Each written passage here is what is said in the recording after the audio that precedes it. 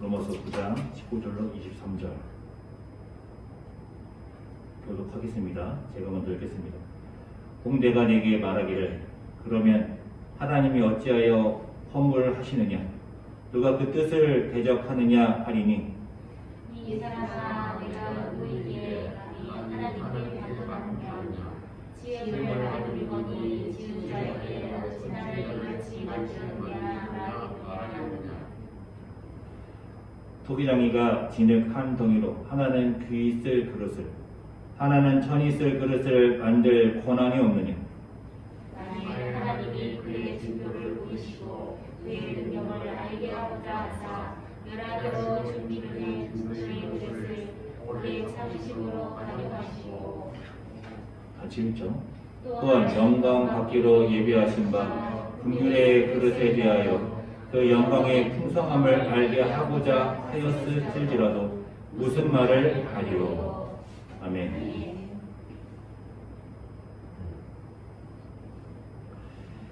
우리는 로마서 9장 말씀 나누고 있는데요. 로마서 9장은 바울이 보기에 괴로운 것이 있어요. 바울이 고민되고 바울을 괴롭히는 괴로움이 있는데 그것이 무엇이냐? 왜 하나님의 백성 이스라엘이 다 구원받지 못하는 것이냐? 왜 대부분의 유대인들이 복음을 거부하는 것이냐? 여기서부터 이제 9장이 시작되는 것이죠. 바울은 그것에 대해서 뭐라고 답하느냐? 그러나 하나님의 말씀이 폐하여진 것 같지 않도다. 이스라엘에서 난 그들이 다 이스라엘이 아니요 또한 아브라함의 씨가 다 그의 자녀가 아니라 오직 이삭으로부터 난 자라야 내 씨라 불리리라 하셨으니 아브라함의 후손이라고 다 아브라함의 후손이 아니더라 라는 것이죠. 그뿐 아니라 또한 리브가가 우리 조상 이삭 한 사람으로 말미암아 임신하였는데 그 자식들이 아직 나지도 아니하고 무슨 선이나 악을 행하지도 아니한데 택하심을 따라내는 하나님의 뜻이 행위로 말미암지 않고 오직 부르시는 이로 말미암아 서게 하려 하사. 9장 11절 말씀이 참 중요한데요. 왜 약속의 백성, 하나님의 백성 이스라엘이 다 구원받지 못하는 것이냐? 다 하나님의 백성이 아니더라. 택함받은 하나님의 백성이 있더라. 아브라함의 자식이라고 다 택함받은 백성이 아니고 이삭의 자식이라고 다 택함받은 자식이 아니더라. 그리고 그 택하심은 사람의 행위에 있지 않다. 이게 중요해요. 그 택하심은 사람의 행위에 있지 않다.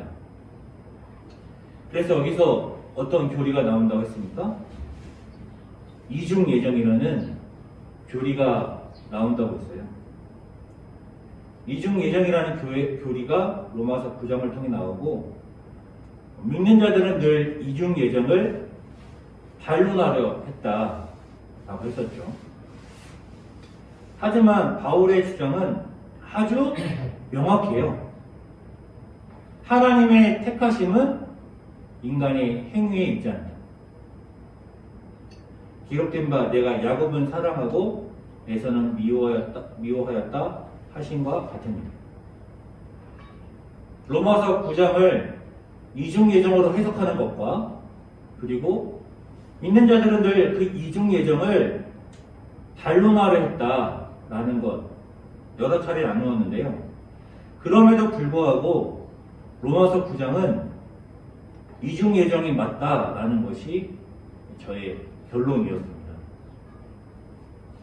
그래서 로마서 9장 14절에서 바울이 이렇게 질문하죠. 그러니 우리가 무슨 말을 하리요? 하나님께 불의가 있느냐? 하나님께 불의가 있느냐? 왜 이런 질문이 나오느냐? 하나님께서 행위와 상관없이 택하신다면 그러면 어떻게 그 하나님의 의가 의로울 수 있느냐?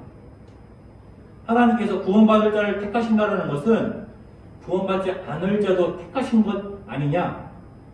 그러면 택함받지 못한 사람들의 불의가 어떻게 인간의 불의가 되느냐? 하나님의 불의가 되는 것이지. 그래서 바울은 뭐라고 하느냐?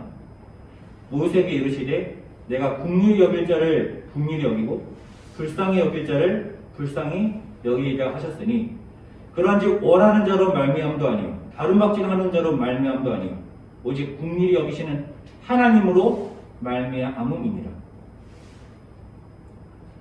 하나님께서 행위와 상관없이 야곱을 선택하고 에서는 선택하지 않았다라고 했었죠. 똑같은 말인 거예요. 원한다고 되는 것도 아니고 다른 박질하는 것도 되는 것도 아니고, 그러니까 인간의 행위와 상관없다. 똑같은 말인 거예요. 인간의 행위와 상관없이 하나님의 택하심을 따라 하나님의 뜻대로, 그러니까 하나님 마음대로 되는 것이다 라는 거예요. 그러면서 성경이 바로에게, 바로가 17절에 등장하는데요. 성경이 바로에게 이르시되 내가 이 일을 위하여 너를 세웠으니 곧 너로 말미암아 내 능력을 보이고 내 이름이 온 땅에 전파되게 하려 함이라 하셨으니 그런즉 하나님께서 하고자 하시는 자를 긍휼히 여기시고 하고자 하시는 자를 완악하게 하시느니라. 로마서 9장 18절 말씀은 어디로 보더라도 이중예정이에요. 하나님께서 어떤 자는 긍휼히 여기시고 어떤 자는 완악하게 하십니다. 그래서 제가 저도 이 이중예정을 변호해 보려고, 로마서 9장 말씀을 변호해 보려고 지난주에 어떻게 설교했냐면, 우선 하나님은 창조주이시고 우리는 피조물이기 때문에 이 관계가 처음부터 주종 관계였다. 동등되지 않았다. 라는 것이었죠.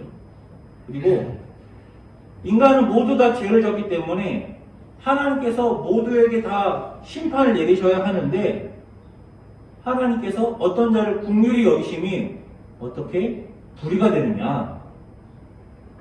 그래서 하나님께서 아브라함을 택하시고 아브라함의 자손 이스라엘을 택하셨는데, 하나님께서 택한 이스라엘을 긍휼히 여기시고 그들을 구원하기 위하여 심판받아야 하는 바로를 완악하게 사용하시는 것이 어찌 하나님께 불의가 될 수 있느냐. 제가 이렇게 변호하려고 했어요. 저도 로마서 9장 이 이중 예정이 어려운 거예요. 하나님께서 택하신다. 하나님께서 마음대로 택하신다. 하나님께서 택한 자를 긍휼히 여기실 뿐만 아니라 어떤 자는 완악하게 택하신다. 그러니까 이제 오늘 본문이 이렇게 시작되는 거예요. 혹 내게 말하기를 그러면 하나님이 어찌하여 허물하시느냐? 누구를 허물한다는 거예요? 하나님께서 바로를 완악하게 하셨는데 하나님이 바로를 어떻게 허물하실 수 있느냐? 하나님이 완악하게 하시고 어떻게 하나님이 바로를 심판하실 수 있느냐? 이 말이죠. 누가 그 뜻을 대적하느냐 하리니, 하나님께서 바로를 완악하기 위해서 바로가 완악해진 것인데, 바로라 할지라도 애굽의 왕이라 할지라도 어떻게 하나님의 뜻에 대적할 수 있느냐? 어떻게 하나님이 바로를 심판할 수 있느냐? 그 말인 것이죠. 로마서 9장은 계속 같은 질문을 하고 있어요. 우리가 로마서 9장 전체가 왜 이스라엘이 다 구원받지 못하느냐, 이 질문에 대한 답이라는 것을 계속 기억하면서 따라가야 돼요. 왜 이스라엘이 약속의 백성이고 하나님의 백성인데 구원받지 못하느냐? 바울은 뭐라고 답하고 있는 거예요? 하나님께서 약속의 백성이라 할지라도 다 택한 게 아니다, 이런 것이죠. 약속의 백성이라 할지라도 하나님께서 다 택한 것이 아닐 뿐만 아니라 하나님께서는 완악하게 할 자도 택하신다. 하나님은 완악하게 할 자도 세우신다. 그러면 로마서 9장 19절 질문이 당연한 거예요. 그러면 어떻게 하나님이 구원받지 못한 하나님의 백성을 심판할 수 있느냐? 그러니까 바울이 뭐라고 하느냐? 이 사람아, 내가 누구에게 감히 하나님께 방문하느냐? 지음을 받은 물건이 지은 자에게 어찌 나를 이같이 만들었느냐 말하겠느냐? 토기장이가 진흙 한 덩이로 하나는 귀 있을 그릇을, 하나는 천이 있을 그릇을 만들 권한이 없느냐? 하나님은 누구예요? 로마서 9장 21절에서 하나님은 누구예요? 토기장이인 것이죠. 하나님은 토기장이. 그리고 그릇은 누굽니까? 그릇은 인간이 되는 겁니다. 하나님께서 어떤 이는 귀 있을 그릇으로 택하시고 어떤 이는 천이 있을 그릇으로 택하시는 것이 하나님의 마음이다. 구약에 보면 하나님은 토기장이다 이런 말씀이 많이 나와요. 그러니까 하나님은 토기장이다 이건 익숙한 것이죠. 욥기 10장 9절에 기억하옵소서 주께서 내 몸 지으시기를 흙이 뭉치듯 하셨거늘 다시 나를 티끌로 돌려보내려 하시나요? 오늘 본문은 아마도 이사야 29장 16절 말씀을 인용한 것 같은데요. 이사야 29장 16절만 인용한 건 아니고 구약에서 하나님을 토기장이라고 하는 그 사상을 차용한 것이지만 이사야 29장 16절 말씀이 가장 많이 떠오르게 되는데 너희의 패역함이 심하도다. 토기장이를 어찌 진흙같이 여기겠느냐. 지음을 받은 물건이 어찌 자기를 지은 이에게 대하여 이르기를 그가 나를 짓지 아니하였다 하겠으며 빚음을 받은 물건이 자기를 빚은 이에게 대하여 이르기를 그가 총명이 없다 하겠느냐.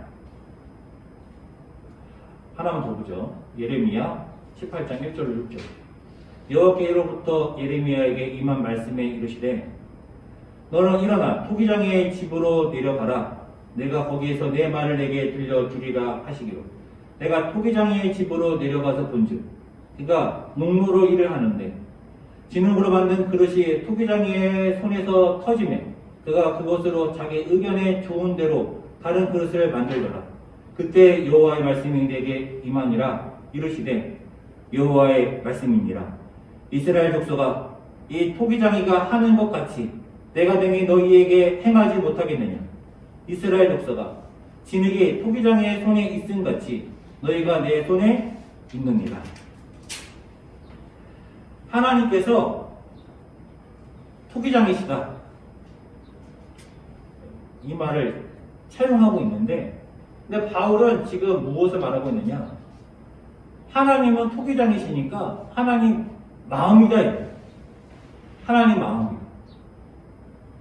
저도 어떻게 해서든 이 이중 예정에 대해서 변호하고자 하는데 아무리 봐도 로마서 9장은 이중 예정이 맞고 이중 예정이 맞다면 하나님께서 어떤 자는 긍휼히 여기시고 어떤 자는 완악하게 세우신다면 이거 어떻게 변호하지?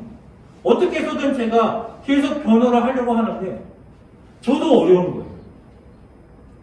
그럼 바울은 뭐라고 해요? 바울은 속도 좋게 그냥 하나님 마음이야. 하나님 마음인 거야. 뭘 따지고 그래.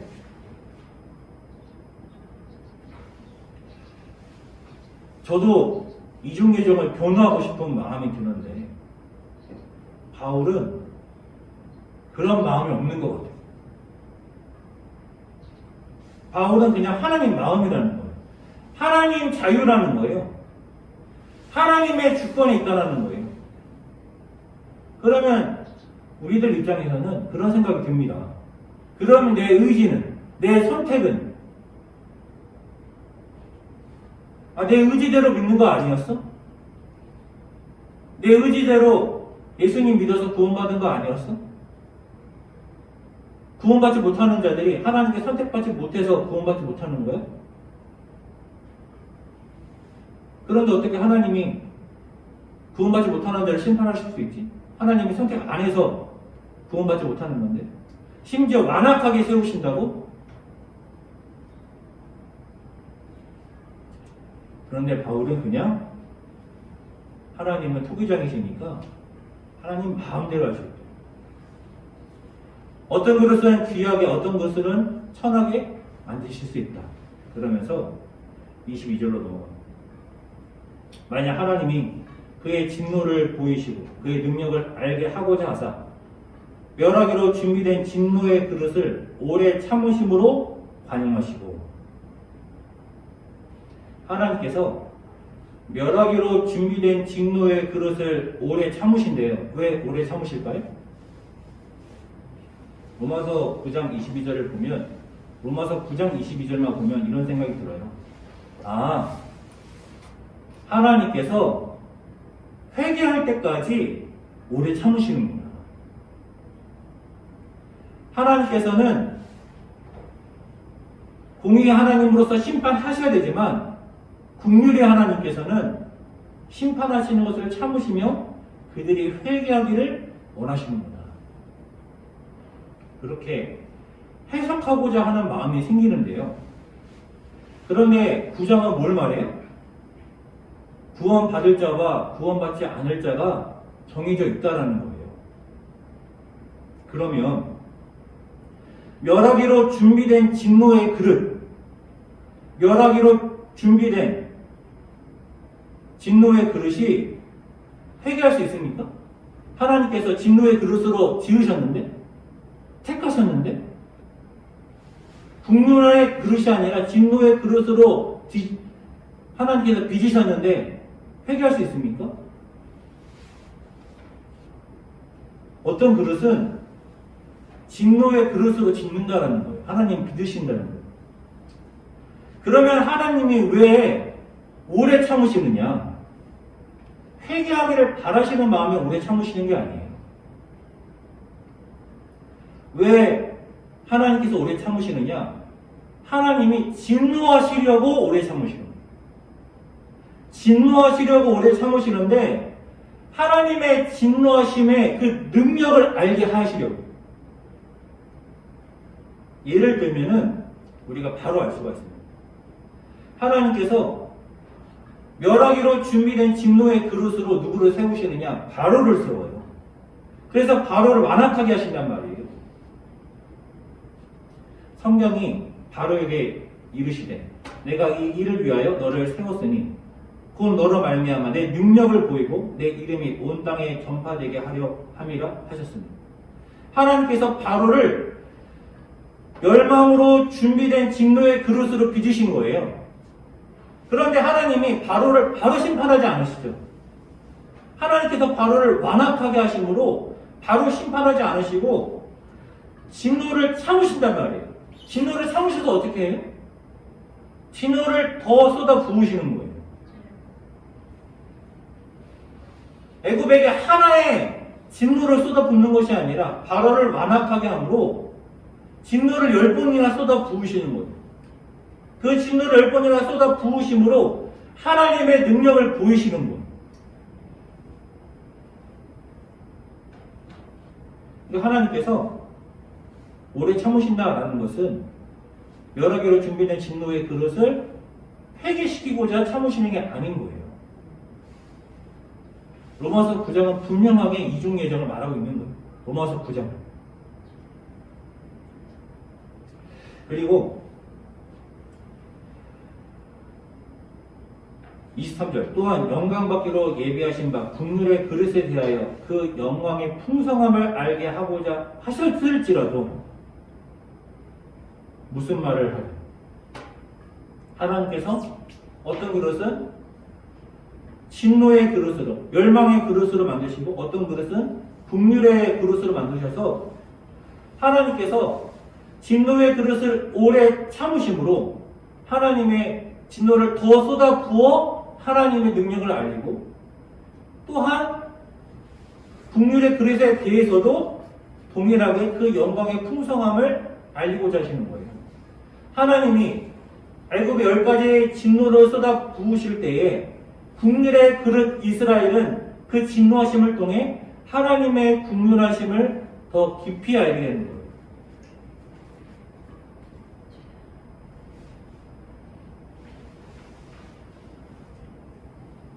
바울이 말하는 것이 사실 받아들일 수밖에 없는 부분이 있죠. 너희가 하나님께 무슨 말을 하겠느냐. 우리는 찰나와 같은 존재고 티끌과 같고 아는 것도 별로 없고 굉장히 짧은 시간을 살잖아요. 하루살이가 인간을 어떻게 이해할 수 있겠습니까? 개미가 어떻게 인간을 판단할 수 있겠어요? 하나님은 창조주이시고 영원하시고 무한하시고 모든 것을 아시고 모든 것을 할 수 있으시고 전능하시고 그런 하나님을 인간이 어떻게 판단할 수 있겠어요? 하나님의 뜻을 인간이 어떻게 알 수가 있겠어요? 나에게 의지가 있어. 그렇다 한들 나는 선택을 해. 그렇다 한들 하나님의 선택과 하나님의 의지를 인간의 의지가 어떻게 동동될 수가 있겠어요? 당연히 인간의 의지, 인간의 선택, 인간의 결단은 하나님의 의지, 하나님의 자유, 하나님의 주권 아래에 있는 것이죠. 하나님께서 하나님 마음대로 하신다 한들 너가 하나님을 판단할 수 있겠느냐? 물론 그렇긴 한데요. 그럼에도 불구하고 저도 로마서 9장의 이중 예정에 대해서 변호하고 싶은 그런 마음이 계속 생기는 거예요. 그래서 어떻게 해서든 변호를 하려고 했었는데 바울이 하나님 마음이라고 해버리니까 뭐 어떻게 할 수가 없어. 그래서 그냥 적용으로 넘어갑니다. 적용.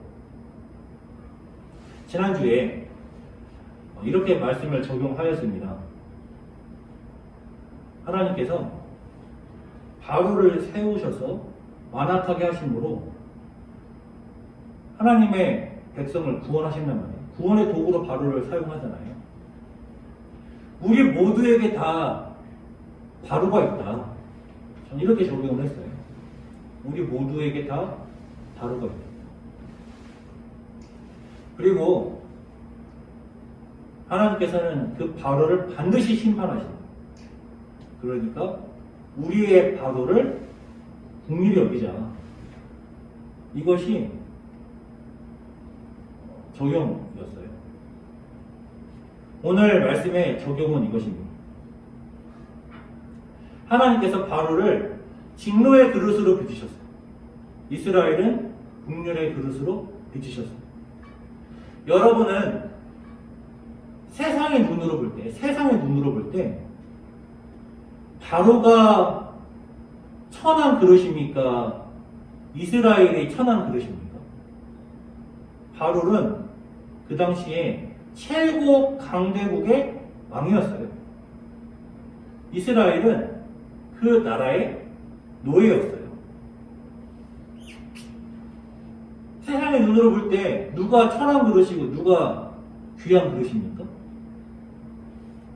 바로가 귀한 그릇이고 이스라엘이 천한 그릇인 거예요. 우리들의 눈에는 그래요. 귀한 그릇은 어떤 그릇이냐? 태어날 때부터 뭔가 다른 사람, 뭔가 다르게 태어난 것이죠. 일명 금숟가락이라고 하잖아요. 여기서 그릇 얘기하니까 금그릇이라고 해보죠. 금그릇. 태어났더니 금그릇이야. 부모님도 부자고 갖고 있는 재능도 많고 머리도 똑똑하고 그래서 부모님의 서포트를 받으며 열심히 공부하여서 좋은 대학 나와서 뭐 회사의 CEO가 되거나 아니면 뭐 고위공직자가 되거나 판사 검사가 되거나 의사가 되거나 그런 사람은 우리가 귀한 그릇이다라고 하는 거예요. 태어났더니 흙그릇이야. 부모님이 못 살아요. 자식을 사람도 아니죠. 갖고 있는 재능도 없어. 공부도 못해. 부모님이 뒷바라지도 안 해주는데 공부도 머리도 안 좋으니까 좋은 대학을 갈 수가 있나요? 좋은 대학도 안 나오고 그렇게 서포트를 못 받으니까 할 수 있는 일도 정해져 있죠. 그런 사람에게. 우리는 그런 사람을 선한 그릇이다 라고 말해요. 그렇게 평가한단 말이에요. 하나님이 보시기에 누가 귀한 그릇이고 누가 천한 그릇입니까? 하나님이 보시기에는 구원받는 자가 귀한 그릇이고 심판받는 자가 천한 그릇이고, 하나님께서 긍휼의 그릇을 만드신 것이 귀한 그릇이고 진노의 그릇으로 만드시는 것이 천한 그릇이고, 그리고 우리는 지금까지는 귀한 그릇처럼 보여요. 예수님을 믿고 있고 교회에 나오고 있고 저는 목사고 장로님이고 권사님이지 않습니까? 아, 나는 귀한 그릇이구나. 그런데요, 몰라요. 하나님께서 나 선택하셨어. 로마서 9장으로 하면 이중 예정이니까 하나님께서는 나를 긍휼의 자녀로 선택하셨어. 그거 어떻게 할 수 있습니까? 우리가 하나님 나라 갈 때까지 몰라요. 내가 선택을 받았는지 안 받았는지, 내가 진노의 그릇인지 긍휼의 그릇인지 귀한 그릇인지 천한 그릇인지 몰라요. 왜 모르느냐? 교회 성도들이요, 누구에게 상처받겠습니까? 교회 성도들. 교회 성도들이 안 믿는 자들에게 상처받겠습니까? 교회 성도들은요, 세상 사람들도 만나죠. 안 믿는 자들도 만나지만 안 믿는 자들보다 믿는 자들을 훨씬 자주 만나요. 훨씬 많이 만나요. 상처도 안 믿는 사람보다는 믿는 사람에게 주로 더 많이 받아요. 그러니까 사실 바로가 교회 밖에 있는 게 아니라 교회 안에 있어요. 우리 교회는 아니지만 대부분 그렇습니다. 미워하는 사람이 교회 밖에 있는 경우도 있겠지만 원수는 교회 안에 있는 거예요. 얼마나 많은 사람들이 교회에서 상처받고 교회를 떠납니까? 얼마나 많은 사람들이. 상처 주고 교회를 떠나게 하는 사람, 그 사람이 바로인 거예요.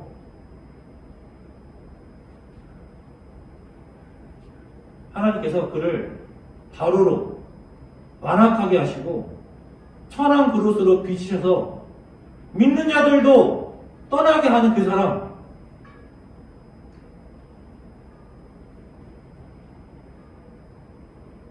내가 바로일 수 있는 거예요. 나는 아닌가요? 나는 그 어떤 사람도 상처 안 주나요? 그래서 저는 요즘에 말씀을 묵상할수록 성경에서 가장 중요한 단어는 뭐냐? 겸손인 것 같아요. 겸손. 교만하면 상처 주는 거예요.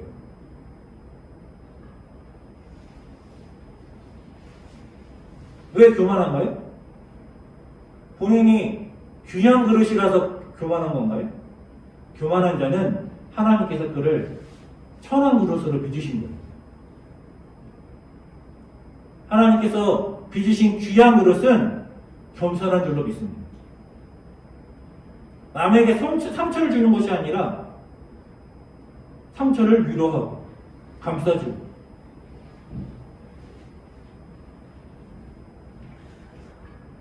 하나님의 선택하심을 따라 구원받는다 할지라도 내가 선택받았는지 어떻게 아냐고요. 그 죽을 때까지 모르는 거예요.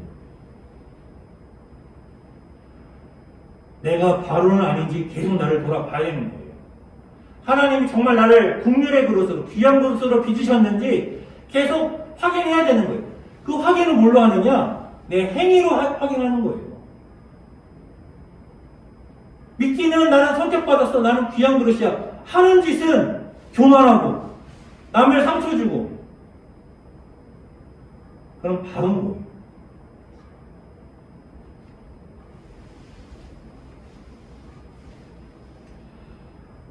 사랑하는 성도 여러분, 귀한 그릇은 세상에서 성공하고 다른 사람에게 존경받는 사람이 귀한 그릇이 아니라 하나님께 긍휼을 입은 자가 귀한 그릇입니다.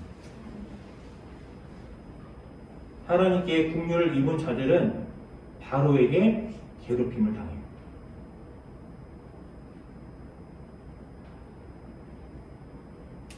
권면합니다. 바로가 되지 맙시다. 나도 바로가 될 수 있어. 내가 천한 그릇, 진노로 멸망으로 정해진 그릇일 줄 모른다라는 두려움이 늘 나에게 있어야 돼요. 그 두려움이 있는 자가 귀한 그릇인 줄을 믿습니다. 그래서 우리 남성교회 그 누구도 바로가 되지 않고 겸손한 귀한 그릇, 긍휼의 그릇이 될 수 있기를 주님의 이름으로 축원합니다. 아멘.